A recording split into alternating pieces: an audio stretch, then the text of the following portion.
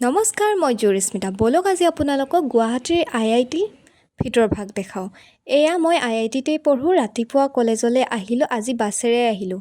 আহি দেখিলোঁ যে ৰাস্তাতে এটা মদাহীয়ে মদ খাই এনেদৰে পৰি আছে। এইজন মানুহক যদি গাড়ীয়ে চেপি দিয়ে, পিছত গাড়ী ড্ৰাইভাৰজনৰে প্ৰব্লেম হ'ব।